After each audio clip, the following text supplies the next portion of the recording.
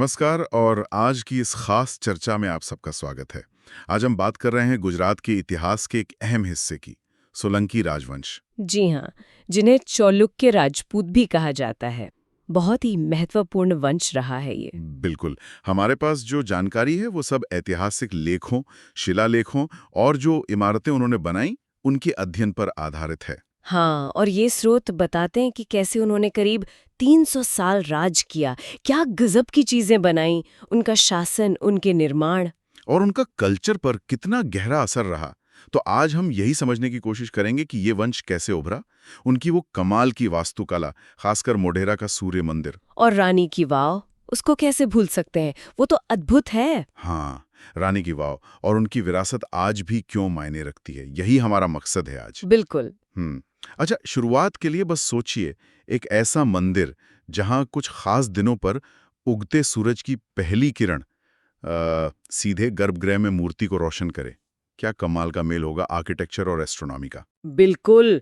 या फिर वो बावड़ी, पाटन की रानी की वाव, जैसे कोई उल्टा महल हो, 7 मंजिल नीचे जमीन में उतरता हुआ। हाँ, और हर दीवार पे मूर्तियां ही मूर्तियां, कहते हैं 500 से ज्यादा, जैसे कोई पत्थर पर लिखी कहानी हो। सही कहा, ये कोई कल्पना नहीं है, ये सच में सोलंकियों की देन है, उनकी सोच, उनकी कला का प्रमाण। तो चलिए इन्हीं महान निर्माताओं, इन वॉरियर बिल्डर्स की दुनिया में और गहराई से उतरते हैं। जरूर।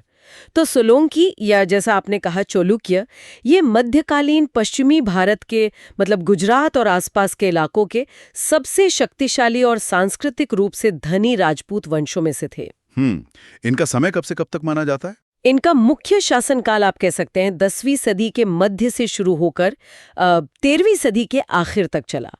इनका राज गुजरात पर तो था ही, पर राजस्थान और मालवा के कुछ हिस्सों पर भी इनका प्रभाव रहा। अच्छा, तो चलिए इस शानदार राजवंश की कहानी को परत दर परत खोलते हैं। इनकी शुरुआत कैसे हुई? कौन था संस्थापक? देखिए, राजवंश की नींव रखी मूलराज प्रथम ने। ये बात है करीब 942 ईस्वी की। मूलराज प्रथम जी। उन्होंने उस वक्त गुजरात पर जो चावड़ा वंश का शासन था, उनके आखिरी राजा को हटाकर अनहिल पाटक में अपनी सत्ता जमाई। अनहिल पाटक मतलब आज का पाटन। अच्छा, तो पाटन इनकी राजधानी बनी। हाँ, और ये बहुत महत्वपूर्ण कदम था, क्योंकि पाटन उस समय एक बड़ा व्यापारिक और राजनीतिक केंद्र था। तो मूलराज ने सिर्फ सत्ता ही नहीं जीती, बल्कि उसे मजबूत करके सोलंकी वंश को पश्चिमी भारत की एक बड़ी शक्ति बना दिया। यानी एक सोचा समझा कदम था ये। और आपने कहा कि ये सिर्फ सैन्य शक्ति पर ही केंद्रित नहीं थे, ये बात थोड़ी और समझाइए। बिल्कुल, यही इनकी सबसे खास बात है। देखिए, वो जाहिर तौर पर ताकतवर योद्धा थे, इसमें कोई शक नहीं। राज्य का विस्तार भी किया, लेकिन उनकी पहचान सिर्फ लड़ाई से नहीं बनी। उन्होंने कला, साहित्य, धर्म और खास तौर पर वास्तुकला, आर्किटेक्चर को जिस तरह संरक्षण दिया, वो कमाल का था। मतलब लड़ाई के साथ साथ निर्माण भी। एग्जैक्टली। सैन्य ताकत और सांस्कृतिक विकास, इन दोनों में उन्होंने गजब का संतुलन साधा। ऐसा संतुलन हर राजवंश नहीं बना पाता। उनकी राजधानी पाटन वो सिर्फ सत्ता का गढ़ नहीं थी, बल्कि ज्ञान और कला का भी एक बड़ा सेंटर बन गई थी। ये संतुलन सच में इम्प्रेसिव है। तो इस वंश में ऐसे कौन से बड़े राजा हुए जिन्होंने इस विरासत को आगे बढ़ाया? कुछ खास नाम? हाँ, कई नाम हैं, पर कुछ तो बहुत ही प्रमुख हैं। जैसे भीम प्रथम, उनका शासनकाल लगभग 1022 से 1064 ईस्वी तक रहा। ये मूलराज के ही वंशज थे। भीम प्रथम, इनका नाम सुनते ही मुझे तो मोढेरा का सूर्य मंदिर याद आता है। बिल्कुल सही। मोढेरा का वो भव्य सूर्य मंदिर भीम प्रथम ने ही बनवाया था, करीब 1026 ईस्वी में। ये उनकी सबसे बड़ी देन मानी जाती है। तो क्या उनका शासनकाल शांत और खुशहाल था? मंदिर बनाने का मतलब तो यही निकलता है अक्सर। ज्यादातर तो हाँ, लेकिन एक बड़ी चुनौती भी आई थी उनके समय में। 1025 ईस्वी में, मतलब मंदिर बनने के ठीक आसपास ही, महमूद गजनवी ने गुजरात पर हमला किया था। ओहो, गजनवी का हमला? सोमनाथ वाला? जी हाँ, वही। उसने सोमनाथ मंदिर को बहुत नुकसान पहुंचाया था। भीम प्रथम को इस हमले का सामना करना पड़ा। हालांकि गजनवी जल्दी ही लौट गया, पर इस घटना ने ये तो दिखा दिया कि खतरा हमेशा बना रहता था। फिर भी मोढेरा जैसा मंदिर बनवा लेना, ये उनकी हिम्मत और इच्छा शक्ति दोनों दिखाता है। गजनवी का हमला और फिर भी इतना बड़ा निर्माण, वाकई उनकी दृढ़ता पता चलती है। अच्छा, भीम प्रथम के बाद कौन? उनके बाद एक और बहुत ही प्रभावशाली राजा हुए, सिद्धराज जयसिंह। उनका राज काफी लंबा चला, 1094 से 1143 ईस्वी तक। बहुत से लोग उन्हें सोलंकी वंश का सबसे महान शासक मानते हैं। सबसे महान? ऐसा क्यों? क्योंकि उन्होंने न सिर्फ राज्य को गुजरात से बाहर मालवा और राजस्थान के हिस्सों तक फैलाया, बल्कि वो कला और विद्या के भी बड़े संरक्षक थे। विद्वानों से उनका दरबार भरा रहता था। अच्छा, तो मतलब वो एक विजेता भी थे और विद्वान भी। उनका स्वामी, जो उनकी सैन्य ताकत दिखाती है, पर साथ ही वो एक न्यायप्रिय और पढ़े लिखे राजा के तौर पर भी जाने जाते थे। उन्होंने कई झीलें वगैरह भी बनवाईं। कहा जा सकता है कि सिद्धराज जयसिंह ने सोलंकी साम्राज्य को उसकी बुलंदी पर पहुंचाया। तलवार और कलम दोनों के धनी थे। क्या कुमारपाल का भी जिक्र करना जरूरी है? वो शायद सिद्धराज के बाद आए थे। हाँ बिल्कुल, कुमारपाल, जिनका शासन 1143 से 1173 ईस्वी तक था, वो भी बहुत महत्वपूर्ण है, खासकर उनके धार्मिक झुकाव की वजह से। धार्मिक झुकाव किस तरह का? वो प्रसिद्ध जैन आचार्य हेमचंद्र के बहुत प्रभाव में आ गए थे और उन्होंने जैन धर्म को काफी बढ़ावा दिया। कुछ कहानियां तो ये भी कहती हैं कि उन्होंने अपने राज में पशु बलि पर रोक लगा दी थी। अच्छा, तो क्या उनके समय में सिर्फ जैन धर्म को ही बढ़ावा मिला? हिंदू मंदिरों का क्या हुआ? ये एक इंटरेस्टिंग पॉइंट है। देखिए, कुमारपाल ने जैन धर्म को तो बहुत प्रोत्साहन दिया, इसमें कोई शक नहीं। कई शानदार जैन मंदिर बनवाए, जैसे तारंगा में आबू पर्वत पर। लेकिन ऐसा नहीं है कि उन्होंने हिंदू धर्म की अनदेखी की। सोमनाथ मंदिर समेत कई शिव मंदिरों की मरम्मत भी उनके समय में हुई।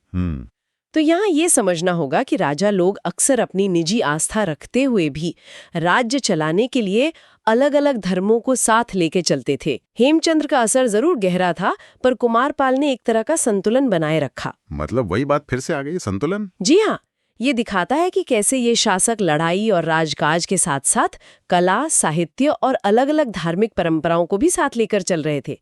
ये उनकी समझदारी और राजनीतिक कुशलता थी। और यहीं से बात और भी दिलचस्प हो जाती है, उनकी वास्तुकला। सोलंकी मतलब ही भव्य मंदिर और बावड़ियां। निश्चित रूप से, अगर सोलंकी किसी एक चीज के लिए इतिहास में हमेशा याद किए जाएंगे, तो वो है उनका आर्किटेक्चर। मंदिर और खास तौर पर बावड़ियां, उन्होंने इन्हें एक अलग ही लेवल पर पहुंचा दिया। उनकी एक खास स्टाइल डेवलप हुई, जिसे इतिहासकार मारू गुज्जर शैली कहते हैं। मारू गुज्जर, ये नाम कैसे पड़ा?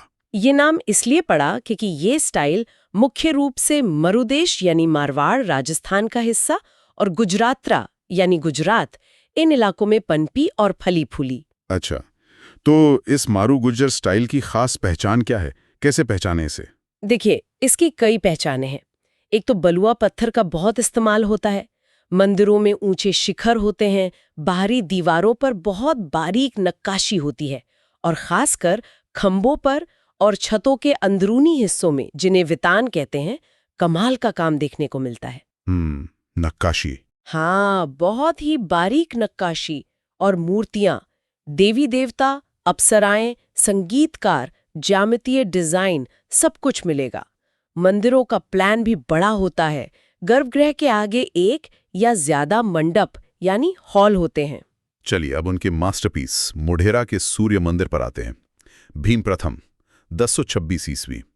इसकी बनावट के बारे में और बताइए। मोढेरा का सूर्य मंदिर, जैसा नाम से ही पता चलता है, सूर्य देव के लिए है। ये पुष्पावती नदी के किनारे है, और सबसे पहले जो चीज ध्यान खींचती है वो है मंदिर के ठीक सामने बना एक बड़ा सा आयताकार सीढ़ीदार तालाब। इसे सूर्य कुंड या राम कुंड कहते हैं। हाँ, वो सीढ़ियों वाला तालाब। उसकी तस्वीरें देखी हैं। उसमें नीचे उतरने के लिए चारों तरफ सीढ़ियां हैं और उन पर छोटे छोटे मंदिर भी हैं। बिल्कुल सही। वो कुंड सिर्फ पानी भरने के लिए नहीं था, वो धार्मिक स्नान और पूजा पाठ के लिए एक पवित्र जगह थी। और उन सीढ़ियों पर अलग अलग देवी देवताओं के 108 छोटे मंदिर बने हैं। 108? वाह! जी, ये पानी बचाने की इंजीनियरिंग और धर्म दोनों का अद्भुत मेल है।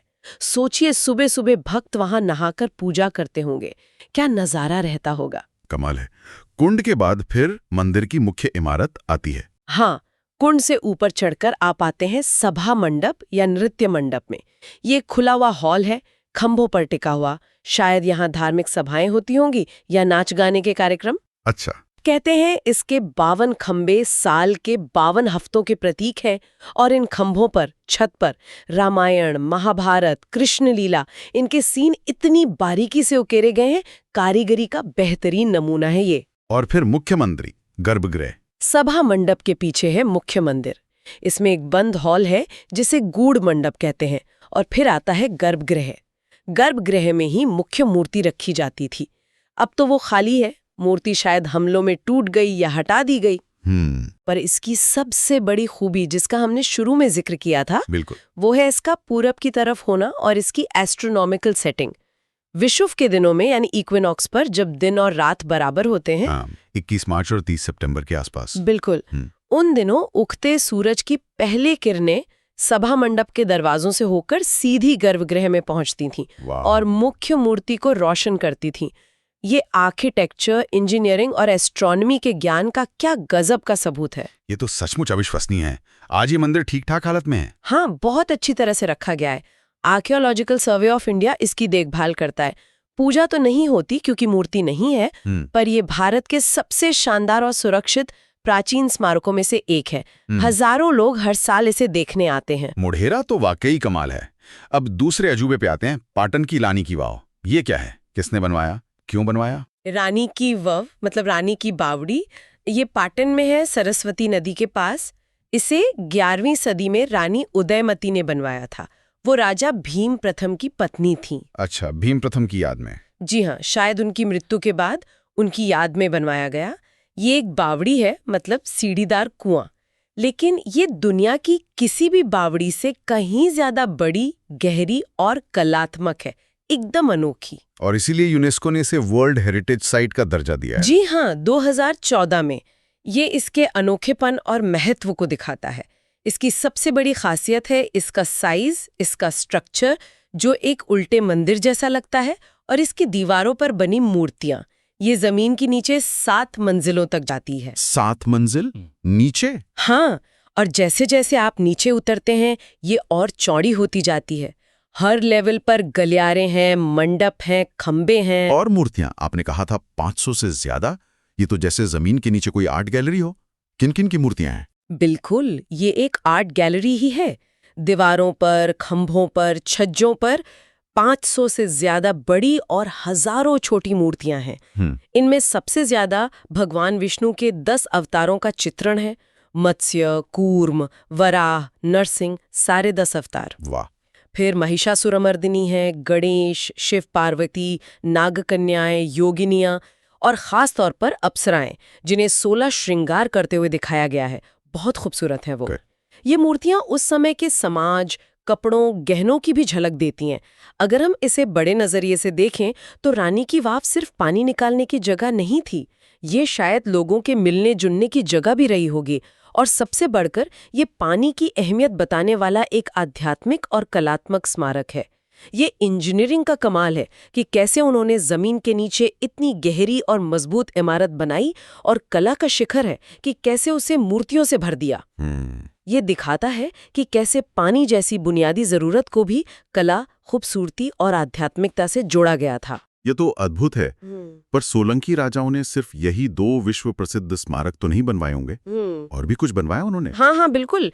इन 2 के अलावा तो अनगिनत निर्माण हैं।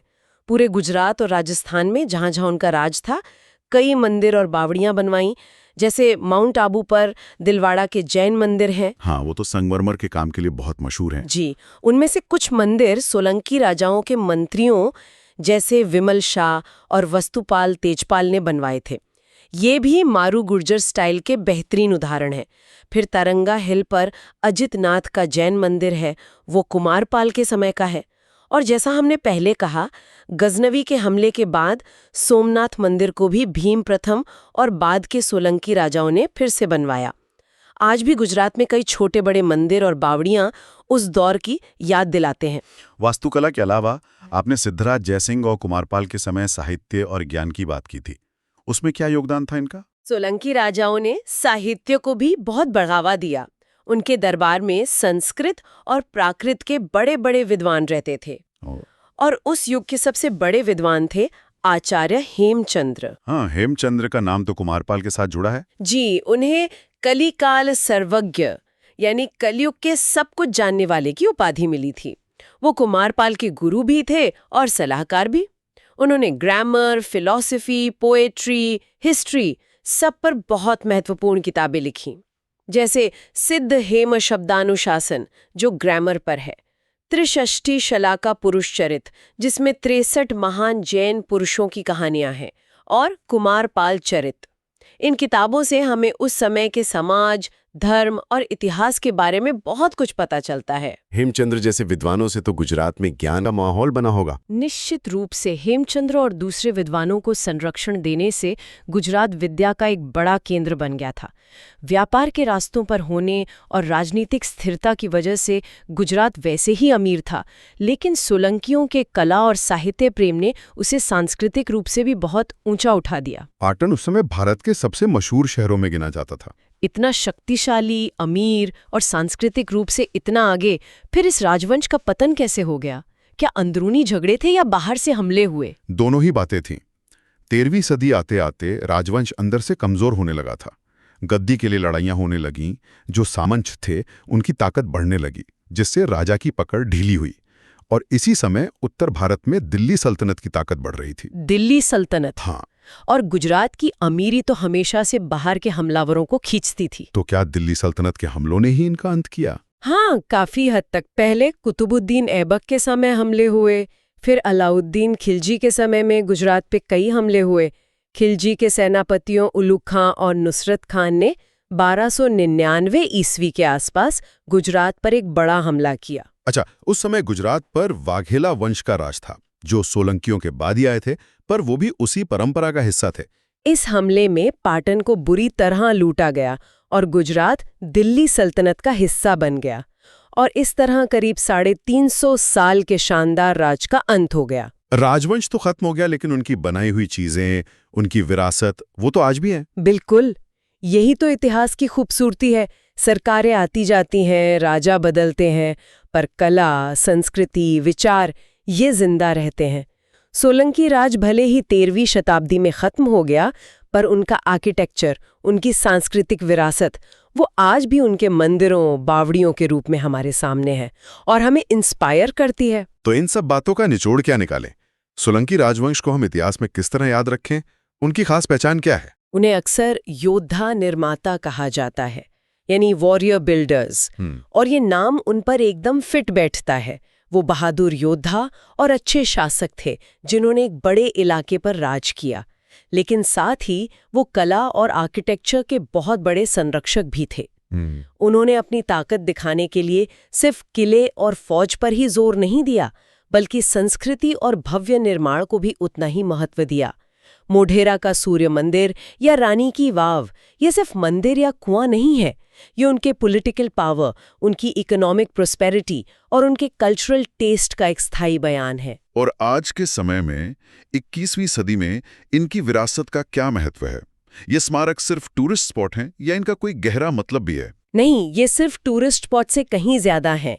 रानी की वाव जैसी बावड़ियां हमें पुराने भारत की पानी बचाने और मैनेज करने की एडवांस टेक्निक्स याद दिलाती हैं, जो आज के क्लाइमेट चेंज और पानी की कमी के दौर में बहुत जरूरी हैं। सही बात है। मोढेरा का सूर्य मंदिर हमें साइंस और आर्ट को मिलाने की सीख देता है।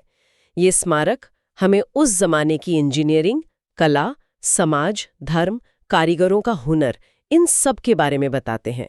ये गुजरात की पहचान का हिस्सा हैं और दुनिया भर के इतिहासकारों, आर्किटेक्ट्स और कला प्रेमियों के लिए प्रेरणा है। और उनकी वो मारू गुर्जर शैली, उसका असर कितना रहा? मारू गुर्जर शैली सोलंकी काल में अपने चरम पर पहुंची और इसका असर बहुत दूर तक और बहुत समय तक रहा।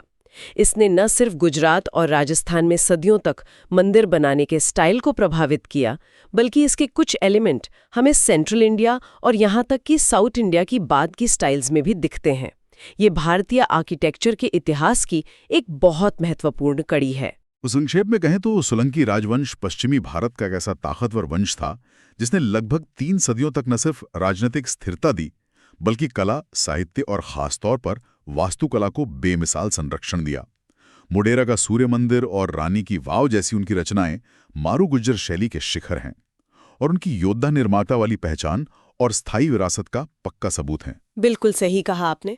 उनकी कहानी हमें सिखाती है कि कैसे एक राजवंश युद्ध और निर्माण, शक्ति और सौंदर्य, शासन और आध्यात्मिकता, इन सब को एक साथ लेकर चल सकता है। चलिए आज की ये गहरी चर्चा यहीं समाप्त करते हैं, लेकिन हमेशा की तरह श्रोताओं के लिए कुछ सोचने को छोड़ जाते हैं। हाँ, ये पूरी बातचीत कुछ अहम सवाल उठाती है, जैसे शक्ति, धर्म और इतने बड़े बड़े स्मारक बनाने के बीच आखिर क्या रिश्ता है? क्यों राजा लोग इतना पैसा और मेहनत इन निर्माणों पर लगाते थे? क्या ये सिर्फ भक्ति थी या अपनी ताकत दिखाने का तरीका भी? दिलचस्प सवाल है। और क्या सोलंकी काल की पानी बचाने की तकनीकें, जैसे रानी की वाव में दिखती हैं, वो इंजीनियरिंग और कला का मेल, क्या उनसे आज हम पानी बचाने और सस्टेनेबल डेवलपमेंट के लिए कुछ सीख सकते हैं? बिल्कुल, ये तो आज के लिए बहुत जरूरी सवाल है। फिर इस तरह के क्षेत्रीय राजवंशों के बारे में जानना आज हमें भारत के अलग अलग क्षेत्रों की अपनी खास पहचान और उनके आर्किटेक्चर के विकास की लंबी कहानी को समझने में कैसे मदद करता है?